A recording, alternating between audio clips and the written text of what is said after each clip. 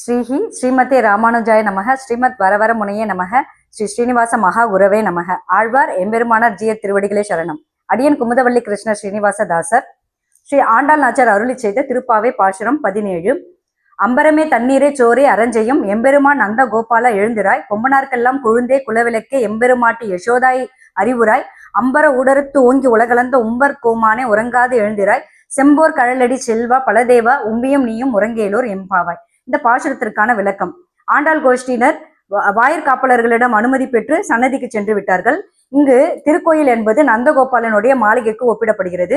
அங்கு நால்வரும் உறங்கிக் கொண்டிருக்கிறார்கள். நந்தகோபாலன், யசோதை, கண்ணன், பலராமன். இந்த நால்வரும் ஒவ்வொருவராக எழுப்புகிறாள் ஆண்டாள் இந்த பாசுரத்தில். முதலில் நந்தகோபாலன்.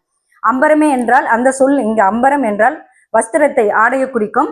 இரண்டாவதாக தண்ணீர், மூன்றாவதாக உணவு. இவை அனைத்தும் கண்ணன் நன்றாக இருக்க வேண்டும் என்று தர்மம் செய்த நந்தகோபாலனே, எம்பெருமானே, அதாவது கண்ணன் சர்வேஸ்வரனுக்கே தந்தையானவனே எம்பெருமானே என்று எழுப்புகிறாள். இரண்டாவது அந்த நந்தகோபாலன் எப்படிப்பட்டவர் என்றால் ஆச்சாரியர் போன்றவர். இரண்டாவதாக யசோதை பிராட்டி. யசோதை பிராட்டி அந்த ஆயிரக்குல பெண்களுக்கெல்லாம், அந்த பூங்கும்பு போன்ற அந்த ஆயிரக்குல பெண்களுக்கெல்லாம் வழிகாட்டியானவள், மேன்மையானவள். அது மட்டுமல்ல, கண்ணன் என்ற குலவிளக்கை இந்த உலகத்திற்கு கொடுத்த குலவிளக்கு அவள். எனவே யசோதை பிராட்டியை இரண்டாவதாக எழுப்புகிறாள். அவருக்கு அந்த 8 எழுத்து மந்திரமான ஓம் நமோ நாராயணா போன்றவள் யசோதை பிராட்டி என்று ஆண்டாள் குறிப்பாக உணர்த்துகிறாள். மூன்றாவதாக பலராமனை எழுப்புவதற்கு பதிலாக கண்ணனை எழுப்புகிறாள். கண்ணனை எவ்வாறு எழுப்புகிறாள் என்றால், வாமன அவதாரத்தில் ஒரு அடியால் பூலோகத்தையும் இரண்டாவது அடியால் விண்ணுலகத்தையும் அளந்த அந்த லீலைகளை எடுத்து கூறுகிறார். அம்பர ஊடறுத்து ஓங்கி உலகளந்து உம்பர் கோமானே உறங்காது எழுந்திராய். இந்த மாதிரியான பராக்கிரமங்களை எல்லாம் எங்களுக்கு செய்ய வேண்டாம். அந்த தேவர்களுக்காக யாசகம் பெற்றாய், அவ்வாறு வீர செயல்கள்லாம் எங்களுக்கு வேண்டாம், நீ உறங்காமல் எந்திரித்தாலே போதும் என்று கண்ணனை எழுப்புகிறாள்.